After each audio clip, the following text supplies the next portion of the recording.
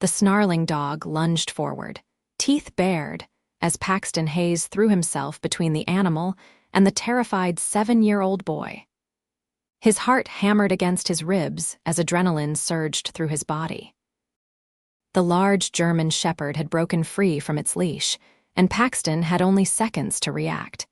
He'd been walking his daughter Lily to the playground when he spotted the dog charging across the park toward the child. "Get back." Paxton shouted, positioning his body as a shield while keeping his own daughter safely behind him. The dog's owner came running, red-faced and apologetic, but Paxton barely registered the man's presence. His focus remained entirely on protecting the boy, who now clung to a woman Paxton presumed was his mother. "Are you okay?" Paxton asked the child, kneeling down to eye level once the dog had been secured. The boy nodded, wide-eyed but unharmed, his small hand clutching his mother's designer coat. "Thank you," the woman said, her voice steady despite the fear that still lingered in her eyes. "That was incredibly brave." Paxton shrugged, suddenly self-conscious. "Anyone would have done the same." "No," the woman said firmly. "They wouldn't have." She extended her hand. "I'm Bridget Matthews. This is my son, Oliver." "Paxton Hayes." He accepted her handshake, noticing the softness of her skin against his calloused palm. "And this is my daughter, Lily." Lily, 6 years old and suddenly shy, peeked out from behind her father's legs. "Hi," she whispered. Paxton took in Bridget's appearance, her tailored coat, elegant boots, and the subtle gold watch that adorned her wrist. Everything about her screamed wealth and sophistication, a stark contrast to his worn jeans and second-hand jacket. "Mr. Hayes, I don't know how to thank you," Bridget continued, one hand protectively on Oliver's shoulder. "If you hadn't reacted so quickly. Please, it's just Paxton, and really, I'm just glad nobody got hurt." He glanced at his watch, a plastic Casio that had seen better days. "We should probably get going. Lily has homework, and I've got to start dinner." "Of course," Bridget nodded. "Perhaps. Would you and Lily like to join us for ice cream? It's the least I can offer." Paxton hesitated. The $20 in his wallet was meant to last until payday, and treats like ice cream were rare luxuries in the Hayes household. Before he could form a polite refusal, Lily tugged at his jacket. "Please, Daddy?" Her eyes, so much like her mother's, gazed up at him hopefully. "That's very kind," Paxton relented, unable to disappoint his daughter. "Thank you." As they walked toward the ice cream parlor at the edge of the park, Paxton noticed how Bridget moved with an air of quiet confidence. She didn't strut or flaunt, but there was something in her posture that spoke of authority. He wondered what she did for a living, perhaps a lawyer or doctor. Little did he know that Bridget Matthews was the CEO of Meridian Technologies, one of the fastest-growing software companies in the country. And as she watched him patiently listen to her son's animated recounting of his favorite superhero movies, she found herself intrigued by this selfless man who'd put himself in harm's way for a child he'd never met. The ice cream parlor was quaint, with checkered floors and red vinyl booths. The children quickly bonded over their shared love of chocolate and sprinkles, while Paxton and Bridget settled into an easy conversation. "So what do you do, Paxton?" Bridget asked, taking a small spoonful of her vanilla ice cream. "I'm a carpenter," he replied. "Mostly residential renovations, some custom furniture when I can get the commissions." "That sounds fascinating," Bridget said, and to his surprise, she seemed genuinely interested. "I've always admired people who create with their hands." Paxton smiled, his guard lowering slightly. "It's honest work. Not glamorous, but it pays the bills, most of them anyway." He immediately regretted the admission. "What about you?" "I work in tech," she replied, the understatement of the century. "Software development." Paxton nodded appreciatively. "That's impressive." "I can barely operate my ancient laptop." Bridget laughed, a warm sound that seemed to brighten the room. "It's not all complicated code and algorithms. At its heart, it's about solving problems." "Just like carpentry, then," Paxton observed. "Different tools, same principle." Their conversation flowed easily. interrupted only by the occasional request from Lily or Oliver for more napkins or to share some exciting observation. By the time they'd finished their ice cream, nearly an hour had passed. "We really should get going," Paxton said reluctantly. "It's a school night." "Of course." Bridget reached into her purse. "May I have your number, in case Oliver wants to arrange a playdate with Lily?" Paxton hesitated for just a moment before reciting his number, which Bridget entered into her sleek smartphone. As they parted ways outside the ice cream shop, Paxton couldn't help but feel that their paths would likely never cross again. People like Bridget Matthews didn't typically orbit the same universe as struggling single fathers like him. The next morning brought the usual chaos of getting Lily ready for school. Their apartment was small, just 2 bedrooms in a building that had seen better days, but Paxton had done his best to make it a home. Custom shelves lined the walls, filled with books and small treasures. The kitchen table he'd built himself from reclaimed oak was the centerpiece of their modest living space. "Daddy, will we see Oliver again?" Lily asked as she munched on her cereal. "I don't know, sweetheart," Paxton answered honestly. "Maybe."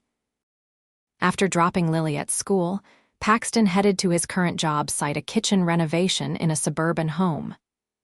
The work was steady, but the pay barely covered their expenses, especially with Lily's asthma medication eating into their budget. Since his wife Jessica had died of cancer 3 years ago, Paxton had been juggling bills, childcare, and his carpentry business with varying degrees of success. His phone rang around midday. An unknown number. "Hello? Paxton, it's Bridget Matthews from the park yesterday." He nearly dropped his hammer. "Oh, hi, is everything okay?" "Everything's fine," she assured him. "I'm actually calling because, well, this might sound strange, but do you do kitchen renovations?" Paxton leaned against the half-demolished counter. "That's exactly what I'm working on right now, actually." "Perfect. I've been wanting to update my kitchen for ages, but I haven't found anyone whose work I trust. After you mentioned carpentry yesterday, I thought, well, would you be interested in taking a look?" Paxton blinked in surprise. "Sure, I could do that. When were you thinking?"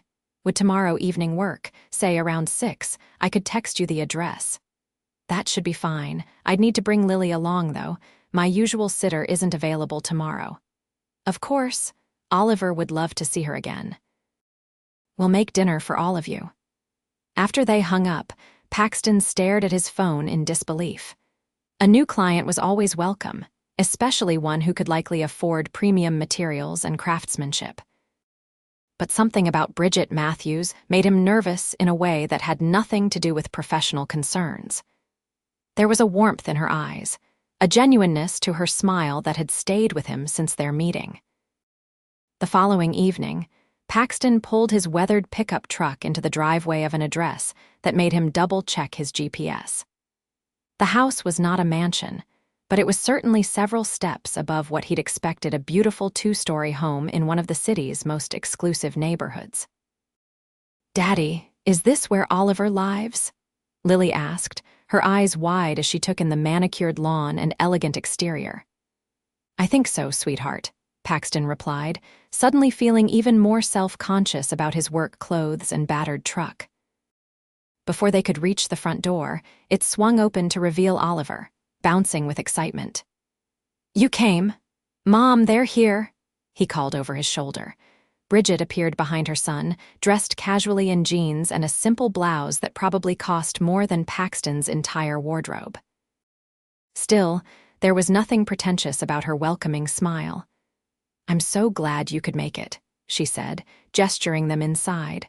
"Oliver's been talking about Lily non-stop." The interior of the home was tasteful and warm rather than ostentatious. Family photos lined the hallway, and comfortable-looking furniture filled the living room. It was clearly a home, not just a showcase. "Mom said you're going to make our kitchen awesome," Oliver announced as he led Lily toward a playroom visible through an open doorway. "Well, we'll see," Paxton replied with a chuckle. "I need to figure out what your mom wants first." Bridget led him to the kitchen, which was already quite impressive by most standards. The appliances were high-end, the countertops granite, but he could see why she might want changes. The layout was awkward, with a peninsula that interrupted the flow, and the cabinetry, while expensive, was dark and dated. "It's a beautiful home," Paxton commented as he took out his measuring tape. "Thank you. I bought it last year, but I've been so busy with work that I haven't had time to make it truly ours." She leaned against the counter. "The kitchen is functional, but it doesn't feel right. Does that make sense?" Paxton nodded. "Completely. A kitchen should be the heart of a home." He began sketching in his notebook. "What are you envisioning?" For the next half hour, they discussed possibilities: lighter cabinets, a large island instead of the peninsula, better lighting. Paxton found himself impressed by Bridget's knowledge and clear vision. She wasn't just throwing money at the project. She genuinely cared about creating a space that would work for her family. "I'd need to draw up proper plans and get you an estimate," Paxton said as they finished their tour. "But I think we could create something really special here." "I'd like that," Bridget replied. "Now, I promised dinner, and I always keep my promises." They moved to the dining room, where Bridget had prepared a simple but delicious pasta dish. The children chatted excitedly about school and favorite cartoons, while Paxton and Bridget continued their conversation about the renovation. "So you mentioned you work in tech," Paxton said between bites. "What exactly do you do?" A slight hesitation crossed Bridget's face. "I'm in management at Meridian Technologies." "Oh, I've heard of them. They make that software that everyone's talking about, right? For small businesses?" Bridget nodded. "Among other things." Paxton sensed there was more to the story, but he didn't press. Everyone was entitled to their privacy, and if she wanted to downplay her position, that was her business. As dinner concluded, Lily and Oliver begged to watch a movie together. "It's getting late," Paxton warned. "We should probably head home soon." "Please, Daddy, just a short one." Lily pleaded. Paxton looked to Bridget, who shrugged with a smile. "I don't mind if you don't. It would give us a chance to finalize some details about the kitchen." Unable to resist Lily's hopeful expression, Paxton agreed. While the kids settled in the meteor room with a child-appropriate film, Bridget offered Paxton coffee in the living room. "I have to admit," she said as she handed him a steaming mug, "I had another motive for asking you here tonight." Paxton raised an eyebrow. "Oh." "I wanted to thank you properly for what you did at the park. Oliver is everything to me, and the thought of what could have happened." She shook her head. "You didn't hesitate, not for a second." "Like I said, anyone would have." "No," she interrupted gently. "They wouldn't have. Most people would have frozen or just shouted for help. You put yourself in danger for my son. That's rare, Paxton." He looked down at his coffee, uncomfortable with the praise. "I'm just glad I was there." "So am I." She settled beside him on the couch, close enough that he could smell her subtle perfume. "Tell me about Lily." "She's absolutely lovely." Paxton's face softened. "She's amazing. Smart, kind, braver than any 6-year-old should need to be. It can't be easy raising her on your own." He glanced at her, surprised. "How did you know?" "You mentioned making dinner last night, and there's no wedding ring. I put 2 and 2 together." She paused. "I'm sorry if that was presumptuous." "No, you're right. My wife, Jessica, passed away 3 years ago, cancer." He rarely discussed Jessica with anyone, but something about Bridget made it feel natural to share. "I'm so sorry," Bridget said softly. "Oliver's father isn't in the picture either. He decided parenthood wasn't for him before Oliver was even born." "His loss," Paxton said sincerely. "Oliver seems like a great kid." "He is, but it's tough sometimes, doing it all alone." Their eyes met in mutual understanding, 2 single parents navigating the challenges of raising children without partners to share the burden. In that moment, a connection formed between them, deeper than mere attraction. Their conversation flowed easily as they covered topics from favorite books to childhood memories. Paxton found himself laughing more than he had in years, while Bridget seemed to relax visibly as the evening progressed. When the movie ended, Paxton discovered Lily had fallen asleep against Oliver's shoulder. "I should get her home," he said reluctantly. Bridget nodded. "Of course. Let me help you." Paxton gently lifted his sleeping daughter, and Bridget walked them to the door. "I'll have those kitchen plans for you within the week," he promised. "I look forward to it." She hesitated, then added, "And maybe the four of us could do something this weekend." The children seemed to have hit it off. Paxton found himself smiling. "I'd like that. Lily would too." As he drove home with his sleeping daughter in the backseat, Paxton couldn't deny the spark he'd felt with Bridget. But he was also realistic. They came from different worlds. Whatever attraction might exist between them, practical considerations would likely prevent anything meaningful from developing.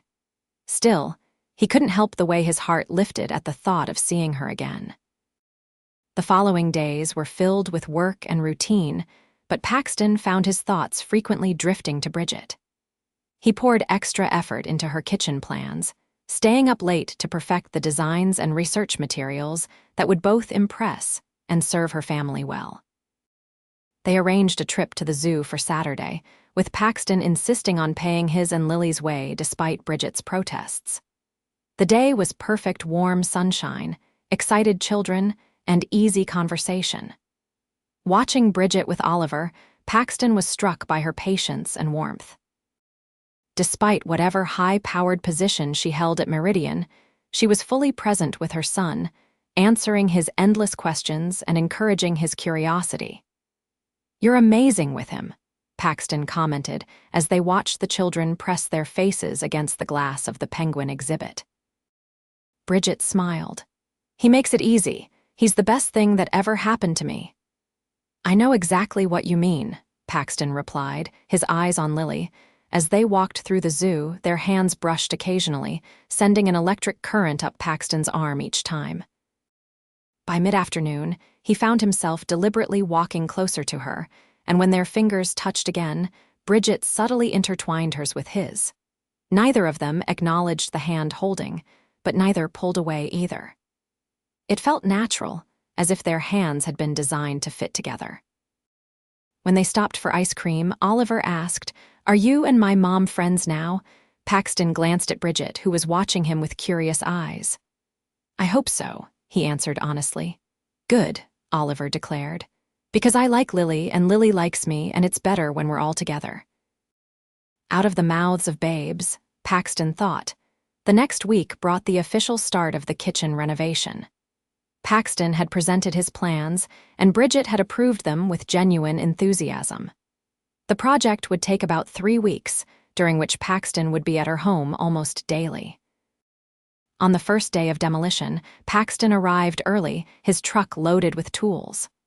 Bridget answered the door in a smart business suit, clearly headed to work. "I'm sorry I can't stay to see the destruction begin," she said with a grin.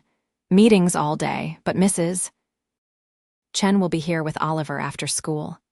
"No problem, demolition isn't the pretty part anyway." He hesitated. "You look very professional today," Bridget laughed. "Is that your polite way of saying I'm overdressed?" "No, just different from jeans at the zoo. It suits you, though." Her smile softened. "Thank you, Paxton. I'll see you this evening." "I'll be here until about 5. After she left, Paxton got to work, carefully removing the old cabinetry and countertops. As he worked, he noticed framed diplomas in the home office visible from the kitchen MBA from Stanford, various business awards. It seemed Bridget was considerably more accomplished than her modest management description had implied. His curiosity piqued. Paxton found himself Googling Bridget Matthews Meridian Technologies during his lunch break. What he found made his sandwich lodge in his throat. Bridget Matthews wasn't just in management.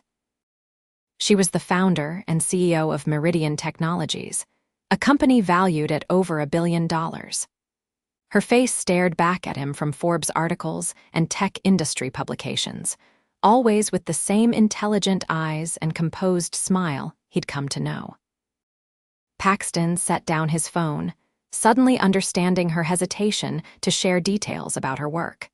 How many people approached her because of her wealth and position? How many genuine relationships could someone in her position form? When she returned that evening, Paxton acted as if nothing had changed, showing her the progress and discussing next steps. But inside, he felt a growing unease. What could he, a struggling carpenter raising a daughter in a small apartment, possibly offer someone like Bridget Matthews? The next few days established a routine. Paxton would work on the kitchen during the day, sometimes with his assistant Miguel, and Bridget would return in the evenings to check the progress. Often, she invited him to stay for dinner, which they would order in or prepare on a portable induction burner set up in the dining room. Their conversations continued to deepen, and Paxton found himself sharing things he rarely discussed with anyone: his dreams of expanding his business, his fears about providing for Lily, memories of Jessica. Bridget, too, opened up about her life, the challenges of building Meridian from nothing, the sexism she'd faced in the tech industry, her worries about raising Oliver without a father figure. "Sometimes I think I've shortchanged him," she confessed one evening as they sat on her back patio, watching the children play in the yard. "Working the hours I do, traveling for business. From what I can see, you've given him exactly what he needs: love, security, and a mother who would do anything for him." Paxton took a sip of his beer. "Kids are resilient. They don't need perfect parents, they just need parents who try their best." Bridget's hand found his on the table between them. "When did you get so wise, Paxton Hayes?" "Trial and error, mostly error," he replied with a self-deprecating smile. As the kitchen renovation progressed, so did their relationship. They began texting throughout the day, Bridget sending photos from her office with views of the city skyline, Paxton sharing pictures of the kitchen coming together. Their children had become inseparable, with Lily frequently staying for dinner and playdates. Nearly 2 weeks into the project, as Paxton was installing the new custom cabinetry he'd built in his workshop, Bridget called. "I have a favor to ask," she said, sounding harried. "My childcare fell through, and I have an investor meeting I absolutely cannot miss. Would it be possible for Oliver to come to your place after school? I could pick him up around 7. "Of course," Paxton replied without hesitation. "Lily would love the company, and Miguel and I can finish up here without any problems. You're a lifesaver, Paxton, truly." That afternoon, Paxton picked up both children from school, feeling a strange sense of rightness as Oliver climbed into his truck beside Lily, chattering about his day. The boy adapted easily to their apartment, though his eyes widened slightly at the modest surroundings. "Your house is cozy," he said politely, in a way that reminded Paxton so much of Bridget that he had to smile. "It's small, but it's home," Paxton replied, ruffling the boy's hair. "How about we make some pizza for dinner?" The children enthusiastically helped prepare homemade pizza, kneading dough and carefully arranging toppings. By the time Bridget arrived, they were seated at Paxton's handcrafted table, faces smeared with tomato sauce and cheese.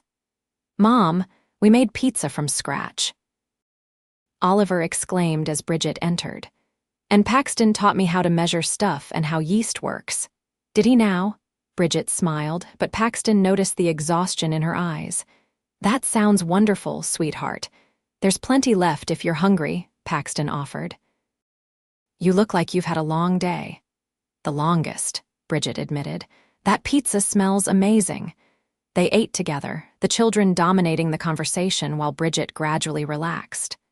After dinner, Paxton sent the kids to Lily's room to pick out a book while he and Bridget cleaned up. "Thank you for today," Bridget said as she dried a plate. "I was in a real bind." "Happy to help. Oliver's a great kid." Paxton hesitated. "Everything okay with your meeting?" Bridget sighed. "Yes and no. We secured the funding, but there are strings attached. I may need to relocate to our San Francisco office for 6 months to oversee a new project." Paxton felt his heart sink. "Oh, when would that be?" "Nothing's decided yet. I'm pushing back. I don't want to uproot Oliver, and—" She met his eyes. "There are other reasons I'd prefer to stay." The air between them seemed to thicken with unspoken feelings. Paxton stepped closer, drawn by something he couldn't name. Bridget, Mom, come see Lily's book collection, Oliver called from the bedroom. The moment broke and Bridget stepped back. I should check on him. It's getting late. After they left, Paxton stood in his kitchen, running a hand through his hair in frustration. What had he been about to say? That he was falling for her, that the thought of her leaving made his chest ache.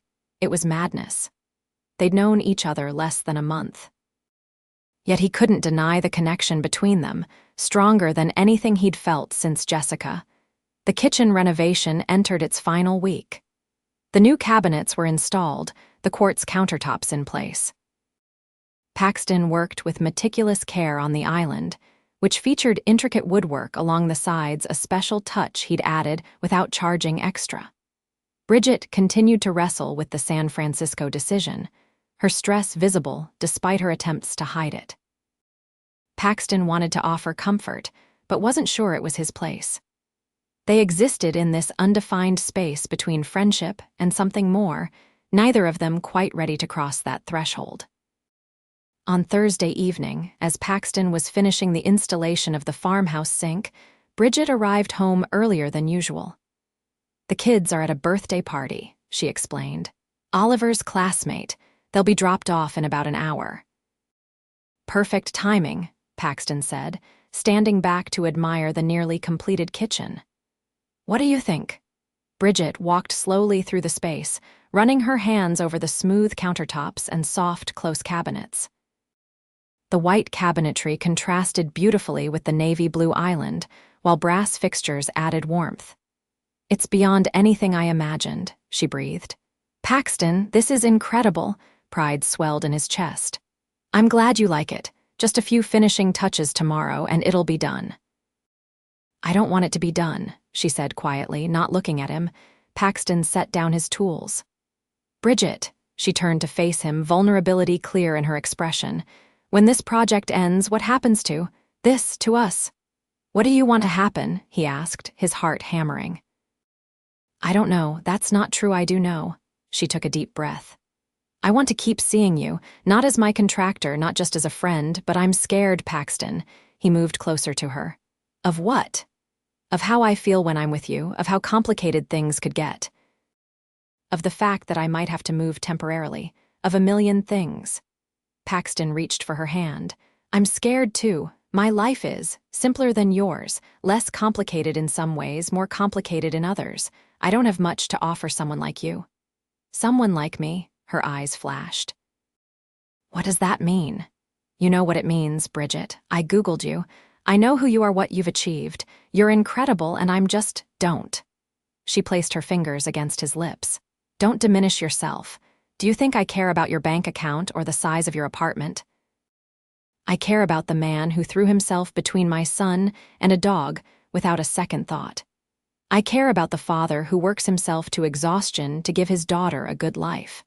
I care about the craftsman who puts his heart into everything he creates. Paxton stared at her, speechless. I care about you, Paxton, just you. He closed the distance between them, cupping her face in his hands. I care about you too, more than I thought possible. When their lips met, it felt like coming home. The kiss was gentle at first, tentative, then deepened with the weight of everything they'd been holding back.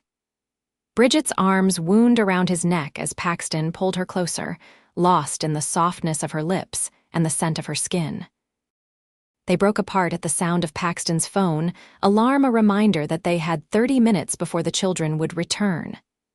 Bad timing, he murmured, resting his forehead against hers. Bridget laughed softly. Story of parenthood. They reluctantly separated, but something fundamental had changed between them. The unspoken had been spoken, the line crossed.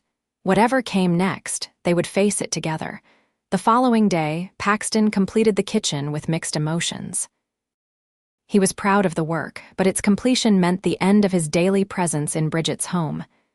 As he packed his tools, Bridget watched from the doorway. So that's it? She asked. That's it. He gestured around the kitchen. All yours now. I was thinking, Bridget said, moving to stand beside him at the island. My bedroom furniture is terribly outdated. I might need a carpenter for that project as well. Paxton grinned. Is that so? And the guest bathroom could use a renovation. Plus, I've been considering built-in bookshelves for the living room. Sounds like you need a full-time carpenter. Bridget's smile turned serious. I just need you, Paxton. Over the weekend, they had their first official date dinner at a restaurant, while Lily and Oliver had a sleepover at Bridget's house, supervised by Mrs. Chen. Dressed in his one good shirt and the slacks he usually reserved for client meetings, Paxton felt self-conscious next to Bridget's effortless elegance. You look beautiful, he told her as he held her chair. So do you, she replied with a warm smile. Very handsome. Dinner was delicious, but the best part was the uninterrupted conversation. They talked about everything and nothing: childhood dreams, favorite movies, future hopes. Paxton shared his desire to expand his business, perhaps open a proper workshop where he could create custom furniture full-time rather than relying on renovation jobs. You certainly have the talent for it, Bridget said. Your woodwork is exceptional. It's hard to get established, Paxton admitted. The startup costs for a proper workshop are significant, and with Lily's needs. Bridget nodded understandingly. Building anything worthwhile takes time. My company didn't become successful overnight. Speaking of which, Paxton ventured, have you made a decision about San Francisco? Bridget's expression clouded. Not yet. I'm exploring alternatives, but the investors are insistent. 6 months isn't forever, though, and it would only be during the work week. I could fly back on weekends. Paxton reached across the table to take her hand. We'll figure it out, whatever happens. The certainty in his voice surprised even him. Somehow, in just a few short weeks, Bridget and Oliver had become integral to his and Lily's lives. The thought of long distance was daunting, but the thought of not pursuing this relationship was unthinkable. After dinner, they walked along the riverfront, hand in hand beneath a canopy of stars. When Paxton pulled her close for a kiss, Bridget melted against him, her arms encircling his waist. I'm falling for you, Bridget Matthews, he murmured against her hair. Good, she replied, tilting her face up to his. Because I've already fallen. In the weeks that followed, they settled into a new normal. Paxton began work on Bridget's master bathroom, which legitimately needed updating, but they both knew it was partly an excuse for him to be around more. The children were thrilled with the arrangement, becoming increasingly inseparable. Daddy, can Oliver be my brother someday? Lily asked innocently one evening as Paxton tucked her into bed. Paxton nearly choked. Where did that come from, sweetheart? Well, you like Bridget and I like Oliver, and we all like being together. Lily's logic was impeccable from a 6-year-old perspective. So can we be a family? It's not quite that simple, Lilybug, Paxton said gently. Bridget and I are getting to know each other. These things take time. But you do like her, right? Like her? Paxton smiled. Yes, I like her very much. Lily nodded, satisfied. Good. Because she makes you smile the way Mommy used to in the pictures. Paxton's heart constricted. You know that no one will ever replace your mom, right? She loved you so much, and she'll always be your mother. I know, Daddy, Lily said solemnly, but Mommy wouldn't want you to be lonely. She told me to take care of you, remember? Tears pricked at Paxton's eyes. In her final days, Jessica had indeed had a private conversation with Lily, then only 3 years old. He'd never known exactly what was said. She did, Lily nodded. She said you'd need extra hugs and that I should remind you to be happy. I think Bridget makes you happy. Paxton gathered his daughter in his arms. You make me happy, Lilybug. You're the best thing that ever happened to me. I know, she said confidently. But Bridget makes you a different kind of happy. Like how Oliver makes me happy as a friend, but you make me happy as a daddy. Out of the mouths of babes, indeed. The San Francisco issue came to a head in late October, nearly 2 months after Paxton and Bridget had first met. Bridget had exhausted all alternatives, and the decision could no longer be postponed. I have to go, she told Paxton one evening as they sat on her back patio, watching the sunset. Just until the project launches in April. I've arranged for Oliver to stay here with Mrs. Chen during the week, and I'll fly back every Friday." Paxton squeezed her hand. "We'll make it work. The kids need stability, and 6 months will pass before we know it." "I'm going to miss you terribly," Bridget confessed. "These past weeks have been the happiest I can remember." "For me too," Paxton admitted. "But we have phones and video calls and weekends. We've both faced bigger challenges than this." Bridget rested her head on his shoulder. "When did you get so wise, Paxton Hayes? I keep telling you trial and error, mostly error." The night before Bridget's departure was bittersweet. They arranged a special dinner with both children, who had been prepared for the temporary change in circumstances. "It's only for work," Bridget assured Oliver. "I'll be home every weekend, and you'll be staying right here with Mrs. Chen. And you'll still see Lily and Paxton all the time." Oliver nodded bravely, though his lower lip trembled slightly. "I know, Mom. I'm not a baby." After dinner, while the children watched a movie, Paxton helped Bridget with her final packing. "I've been thinking," he said as he folded a blouse and placed it in her suitcase. "Maybe Lily and I could come visit you in San Francisco sometime. She's never seen the Golden Gate Bridge." Bridget's face lit up. "I'd love that. There's a school break in December, right?" 2 weeks for winter holiday," Paxton confirmed. "We could come for a long weekend." "It's a date," Bridget said, stepping into his arms. "Something to look forward to." That night, for the first time, Paxton stayed. With the children asleep down the hall, he and Bridget made love with a tenderness that brought tears to his eyes. It had been so long since he'd felt this kind of connection, this sense of belonging with another person. As they lay intertwined afterward, Paxton knew with absolute certainty that what they had was real and lasting. "I love you," he whispered against her skin. "I know it's fast, but I do." Bridget's eyes shimmered in the dim light. "I love you too, Paxton." "I think I have since you saved my son in the park." The following morning brought the difficult goodbye. Bridget's car service arrived at dawn to take her to the airport. The children were still asleep, having said their goodbyes the night before. "April will be here before we know it," Paxton reassured her as they stood on the front porch. "And we'll see you Friday." Bridget nodded, fighting back tears. "Take care of our children, our children." The phrase hung in the air between them, full of promise. "Always," Paxton promised, pulling her close for one last kiss. The first few weeks of the long-distance arrangement were the hardest. Bridget called every night to speak with Oliver, and then Paxton after the children were in bed. Their conversations sustained him through the week, but nothing compared to the joy of Friday evenings when Bridget would return, tired but happy to be home. They settled into a rhythm. Paxton would bring Lily to Bridget's house for dinner on Friday nights, and they would spend Saturdays and Sundays together as a foursome. Sometimes they'd go on outings, the museum, the aquarium, hikes in the nearby state park. Other times they'd stay home, cooking together or watching movies. It wasn't perfect, but it worked.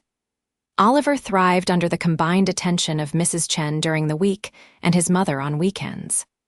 Lily bloomed as well, her friendship with Oliver deepening into a sibling-like bond. As for Paxton and Bridget, the time apart seemed to strengthen rather than weaken their relationship. Each reunion was precious, each moment together savored. In December, as planned, Paxton and Lily flew to San Francisco for a long weekend. Bridget had rented a larger apartment than she needed, with a guest room for occasions just like this. She showed them the sights: Fisherman's Wharf, Alcatraz, the famous cable cars. Oliver, who had flown out the day before, was thrilled to play tour guide alongside his mother. Watching the children race ahead of them on the path near the Golden Gate Bridge, Paxton felt a sense of rightness that he hadn't experienced in years. "Thank you for coming," Bridget said, squeezing his hand. "Having all of you here makes this place feel like home." "Home isn't a place," Paxton replied. "It's the people you love." The winter passed, and then spring began to bloom. As April approached, Paxton found himself growing increasingly anxious. What would happen when Bridget returned full-time? Would they continue as they had been, seeing each other primarily on weekends, or was it time for something more? One evening in late March, during their nightly call, Paxton took a deep breath. "I've been thinking about the future, about us." "Oh." Bridget's voice held a mixture of curiosity and caution. "What specifically?" "I love our weekends together, but I miss you terribly during the week. I miss waking up next to you. I miss the little everyday moments." "I miss those too," Bridget admitted. "These past 6 months have been challenging. I think we should live together," Paxton said, the words tumbling out. "Not right away if that's too soon, but soon. The kids already act like siblings, and I want to fall asleep beside you every night, not just on weekends." There was silence on the other end of the line. "Bridget, I'm here," she said, her voice thick. "I was just thinking that great minds think alike." "What do you mean?" "I've been house hunting," she confessed. "Looking for something that would be ours, not mine or yours. Somewhere with enough space for your workshop, for the kids to have their own rooms, for us to build a life together." Joy surged through Paxton's chest. "You have?" "I was going to surprise you when I got back. I found a few possibilities, but I wanted your input before making any decisions." "I thought I was supposed to be the builder in this relationship," Paxton teased, happiness making him light-headed. "You are. I'm just the visionary with the checkbook," Bridget laughed. "Is that a yes, then, to living together?" "It's a yes to everything," Paxton said fervently. "To living together, to house hunting, to building a life with you." April arrived at last, and with it, Bridget's permanent return. The project had been a success, cementing Meridian's position in the market and justifying Bridget's temporary relocation. But nothing compared to the joy of knowing she was home for good. They told the children about their decision to live together over ice cream, the same treat that had marked their first real conversation months ago. "So we're going to be a family?" Oliver asked, his eyes wide. "We already are a family," Bridget answered, looking at Paxton. "This just makes it official." "Does this mean Oliver will be my brother?" Lily wanted to know. "Not legally," Paxton explained, "but in all the ways that matter, yes." The children exchanged glances, then simultaneously broke into enormous grins. "Finally," Oliver exclaimed. "We've been waiting forever." The adults laughed, relief and happiness mingling in the sound. House hunting became their new project. Bridget had indeed found several promising properties, but she insisted that the decision be mutual.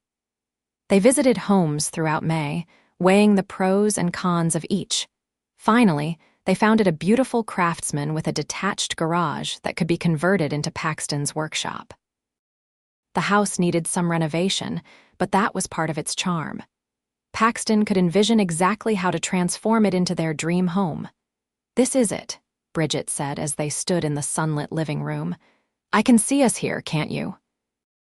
Paxton nodded, already mentally cataloging the improvements he would make. "It's perfect. A blank canvas." They made an offer that day, and by the end of June, they were homeowners together. The move was scheduled for August, giving Paxton time to complete the most essential renovations first. As they packed up their respective homes, consolidating 2 households into one, Paxton was struck by how seamlessly their lives had intertwined. Lily's toys mingled with Oliver's. Bridget's sophisticated furniture complemented Paxton's handcrafted pieces, and somehow it all worked together. One evening, as they sorted through books to pack, Bridget paused, a thoughtful expression on her face. "What's on your mind?" Paxton asked, setting down a stack of novels. "I was just thinking about that day in the park. If that dog hadn't gotten loose, if you hadn't been there at that exact moment. I believe we would have found each other anyway," Paxton said confidently. "Some things are meant to be. The pragmatic carpenter believes in fate," Bridget teased. "I believe in you," he replied, pulling her close. "I believe in us." August arrived with sweltering heat and the excitement of new beginnings. The move went as smoothly as could be expected with 2 children helping. By nightfall, their beds were assembled, essential items unpacked, and pizza ordered to celebrate their first night in their new home. As the children finally succumbed to exhaustion, Paxton and Bridget sat on the back porch swing, surveying their new kingdom. Happy? Paxton asked, his arm around Bridget's shoulders. Completely. She leaned into him. Who would have thought that a chance encounter and a snarling dog would lead to this? I'm thinking of sending that dog a thank you bone, Paxton joked. Bridget laughed, then grew serious. You know, when I saw you step between Oliver and that dog, I thought you were either incredibly brave or incredibly foolish. I decided it was probably both. And now I know it's just who you are. You protect the people you love without hesitation or calculation. She took his hand, intertwining their fingers. It's why I fell in love with you. Paxton gazed at their joined hands, her manicured nails against his calloused skin, two people from different worlds who had somehow found their way to each other. I have something for you, he said, reaching into his pocket. I was going to wait for a special occasion, but I think tonight qualifies. He pulled out a small wooden box, handcrafted from walnut with delicate inlay work around the edges. Bridget's breath caught as she accepted it. Paxton. Open it, he encouraged softly. Inside, nestled on a cushion of velvet, was a ring, a simple but elegant solitaire diamond in a platinum setting. I'm not asking right now, Paxton clarified as Bridget stared at the ring. I know we agreed to take this step by step. But I wanted you to have this, to know that whenever you're ready, so am I. Tears filled Bridget's eyes. It's beautiful. Like you, Paxton said, brushing a strand of hair from her face. I never expected to find love again, especially not with a brilliant CEO who's way out of my league. I'm not out of your league, Bridget protested. If anything, it's the opposite. You're the most genuine, honorable man I've ever known. So we're both lucky, Paxton concluded with a smile. Very lucky, Bridget agreed, closing the ring box carefully and placing it on the small table beside them. And for the record, my answer will be yes, whenever you decide to ask. Good to know, Paxton murmured before capturing her lips with his. As summer gave way to autumn, their new home transformed. Paxton's workshop took shape in the converted garage, while inside, the house became truly there's a blend of Bridget's elegant taste and Paxton's craftsmanship. The children adapted to their new school with the resilience of youth, making friends and adjusting to their expanded family unit. They bickered occasionally, as siblings do, but their bond deepened with each passing day. On a crisp October evening, exactly 1 year after they had first met in the park, Paxton suggested a family picnic in that same spot. Bridget readily agreed, and they packed a basket with all their favorites, as the children played on the swings, supervised by Mrs. Chen, who had joined them for the occasion. Paxton led Bridget to the exact location where he had intercepted the dog that fateful day. It was right here, he said, gesturing to the patch of grass. I saw that dog break free, and I just reacted. I had no idea that moment would change my life forever. Our lives, Bridget corrected with a smile. All 4 of us. Paxton nodded, then reached into his jacket pocket. I've been carrying this around for 2 months, waiting for the perfect moment. He pulled out the wooden ring box. I think this is it. Bridget's eyes widened as Paxton knelt on one knee. Bridget Matthews, this past year has taught me that love can come when you least expect it, in packages you never anticipated. You and Oliver have brought so much joy into our lives, and I can't imagine a future without you in it. He opened the box, revealing the ring. Will you marry me? Yes, Bridget answered without hesitation, her voice steady despite the tears shimmering in her eyes. 1,000 times yes. As Paxton slipped the ring onto her finger, cheers erupted from the direction of the swings. They turned to see Oliver and Lily racing toward them, faces alight with excitement. Did she say yes? Oliver demanded as they skidded to a halt. She did, Paxton confirmed, pulling Bridget to her feet and into his arms. Does this mean we're really going to be brother and sister? Lily asked, bouncing on her toes. It does, Bridget said, kneeling to embrace both children. If that's okay with you too. It's about time. Oliver declared with the impatience of an 8-year-old who had been waiting for the obvious to happen. As the sun set over the park where their journey had begun, the newly engaged couple and their children walked hand in hand toward home, their future stretching before them like an open road, unexpected, challenging at times, but ultimately exactly where they were meant to be. The CEO and the carpenter, brought together by chance, united by love, and bound by the family they had created together.